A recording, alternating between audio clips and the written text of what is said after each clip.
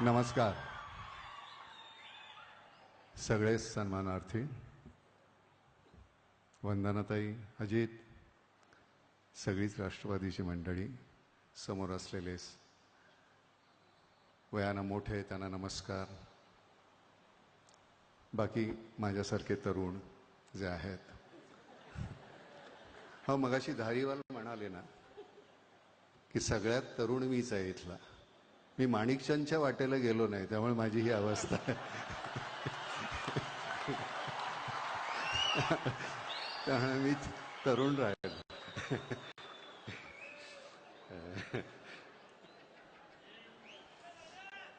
येतो, भेटतो नंतर.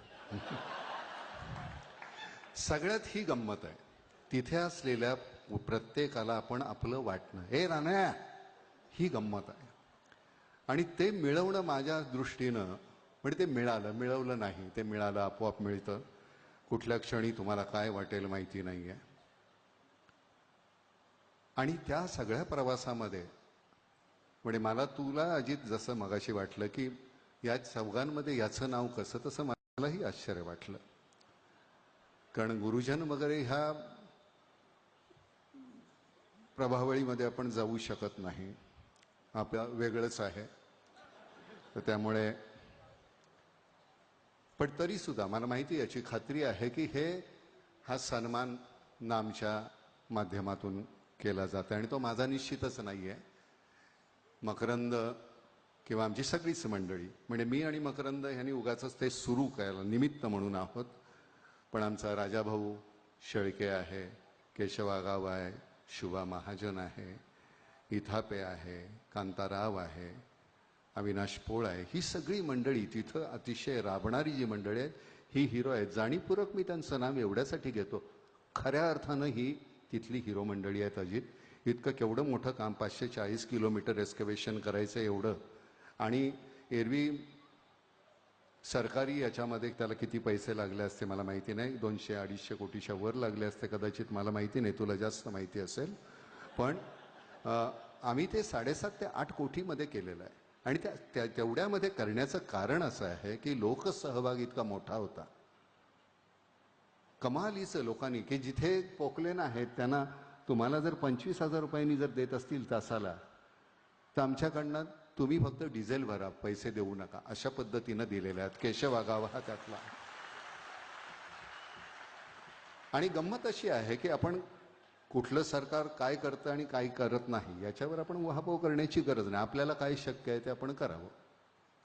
कारण प्रत्येक वेळी जर का ते करत बसलो तर त्याच्यानंतर काम करायला वेळ नाही उरणार आपल्यापाशी. त्यामुळे तेवढंच करत राहिलो आणि मग खूप काहीतरी आपल्या नकळत घडून जातं, तसं ते झालेलं आहे.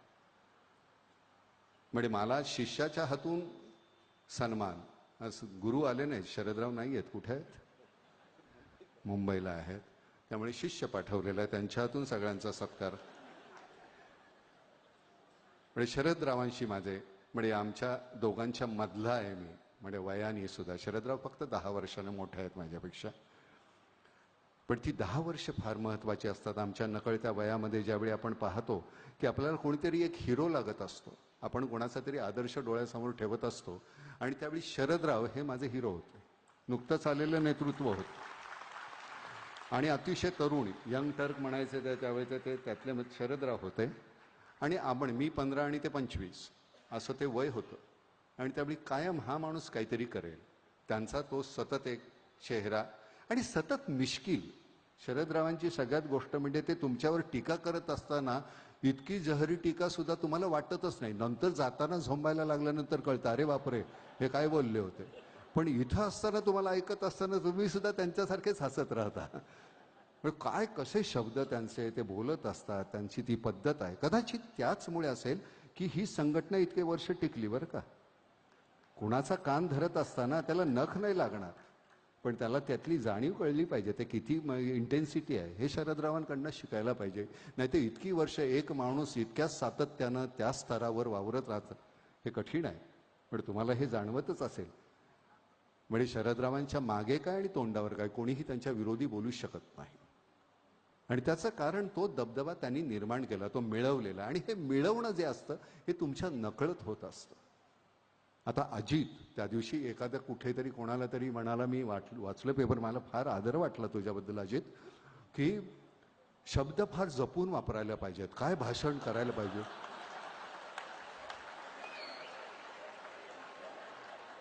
तुमच्याच पक्षातला कोणतरी आहे तो, काहीतरी नाव त्याचं, काय बरं नाव त्यांचं, सोपल. आणि आज मी खरं सांगतो, मगाशी तू सुधीर सांगितलंस की अजित इतका ओघवतो बोलतोस हल्ली तू, किती छान शब्द समुच्चय म्हणजे त्याचा वापर तुला, त्यात कुठले शब्द नेमके कसे वापरायचे, वाङ्मयीन तुझी हे वाढलेली आहे. म्हणजे तुझं वाचन निश्चित, आणि आता थोडासा कल अध्यात्माकडे वळलेला सारखा वाटतो अजित, त्याच्यामुळे हो नाही खरंच, म्हणजे अतिशय अशी विद्वत्ता प्रचूर भाषणं अजितची ऐकायला लागल्यानंतर मला फार गहिवर आलं होतं हल्ली. हो, आणि अशा एवढ्या थोर व्यक्तीच्या हातून आपला सन्मान होत असल्यामुळे मला शरदरावांची गैरहजेरी नाही जाणवली, त्यामुळे म्हणजे त्यांची क्षमा मागू नये मी म्हणतोय बरं का. नाही म्हणजे आपल्याच नकळत आपला कोणतरी वयानं छोटा पण असा इतका कीर्तीनं मोठा होत असलेला माणूस आपण पाहिल्यानंतर खरंच गदगदल्यासारखं होतं, आणि ते साहजिकच आहे म्हणा. आव्हाडसाहेब, मला खरं सांगतो की तुमच्या याच्यामध्ये पंक्तीमध्ये मला बसताना थोडंसं मलाच चुकल्यासारखं होत होतं, पण नंतर लक्षात आल्यानंतर की नेमका तो सत्कार कुठल्या संदर्भात आहे, त्यामुळे मग मी तो घ्यायला तयार झालो. कारण काय होतं की तुमचा सत्कार होण्याच्या पेक्षा तुमच्या बाजूला मी बसलोय हा अपमान जास्त मोठा आहे. कारण ह्याचा का आमचा झाला हे योग्य आहे, पण तसं न वाटणारे तुम्ही तिघही छान, हर्डीकर साहेब, आव्हाड साहेब, धारीवाल साहेब, मगाशी केलेलं मी विनोद होता बरं का. तर या पद्धतीनं तुम्ही जो उपक्रम करताय हा खरा म्हणजे काय आहे, आपण कुठेतरी जर चुकत असलो ना, तर आपल्याला सुधारणारी मंडळी समाजामध्ये जी वावरत असतात त्यांच्याकडनं कुठेतरी काहीतरी सतत घेत राहणं ही फार गरजेची गोष्ट आहे. कारण आपल्या नकळत, मला कळत नाही, म्हणजे अजित तुझ्याही लक्षात येईल की काही वेळेस सतत तुझ्याकडे येताना आपल्या नकळत आपल्याला वाटतं आपण किती मोठे झालेलो आहोत. तू तेवढाच असतोस खरा तर, पण तरी सुद्धा तुझ्या नकळत आपण इतके महत्वाचे आहोत का, आपण अमुक आहोत का, ते तमुक आहोत का, असं वाटायला लागतं, आणि आपली नेमकी ओळख आपण विसरून जातो. मला असं वाटतं की जमिनीवर उभं राहिल्यानंतर पडण्याची व्यवस्था म्हणजे गरज नाही, म्हणजे भीती नसते, आणि लागतं कमी, समजा उभ्या पडलात तरी. उंचावर असल्यानंतर गोंधळ होतो हो.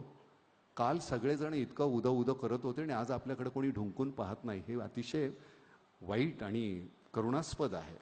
तशी वेळ आपल्यावर येऊ नये. मला असं वाटतं आपण जमिनीवरच राहावं. अजित माझा कालही मित्र होता, आजही आणि उद्याही राहील, जोपर्यंत मी अजितकडे काही मागत नाही. ज्या दिवशी मी अजितकडे मागेन की हे मला काहीतरी दे, त्यावेळी माझ्यावर माझ्या किमतीचा टॅग लागेल, आणि ते तसं होऊ द्यायचं नाही. कधीही आयुष्यात ती वेळ आणायची नाही. आपल्याला देवानं माणसाचा जन्म दिला, याच्या पलीकडे आपल्याला अजून काही देवाला सुद्धा त्रास देण्याची गरज नाही. आपण आपल्या आयुष्यामध्ये जेवढं पाहिजे तेवढं छान कमावू शकतो. मग त्याच्यासाठी याच्याकडे का, म्हणजे तुझं जे आहे ते माझंच आहे की रे.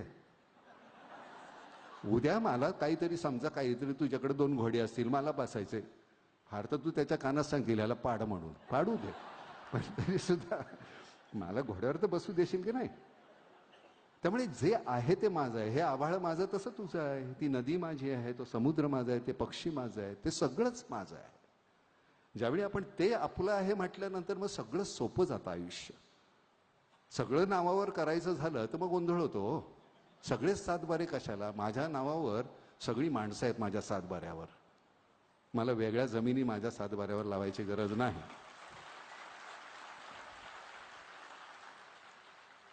उद्या अजितकडे काही मागितलं तो नाही म्हणेल का, काय रे तुझं लक्ष दुसरीकडे आहे, मी फार महत्वाचं बोलतोय. काय नेमकं कोण आहे मनामध्ये आता या क्षणाला सांग. नाही खरंच असं अगदी हरवल्यासारखा का झालंस, काहीतरी गोंधळ आहे. अजितच्या गालावर लाली मी पहिल्यांदा पाहिली बरं. छान, पण मला तू लाजलेला सुद्धा आवडतोस बरं का. आपल्या धरणात खूप पाणी आहे आता, त्यामुळे 2 वेळचं पाणी मागणं हे रास्त आहे तुझ्याकडनं. आम्हाला ते 2 वेळचं पाणी मिळालं तर फार बरं होईल पुणेकरांना. कारण सरते शेवटी हा जे व्यासपीठ आहे त्या व्यासपीठावरनं खरं तर आपण काय कोण आहे तुम्हाला माहितीच असतं. हा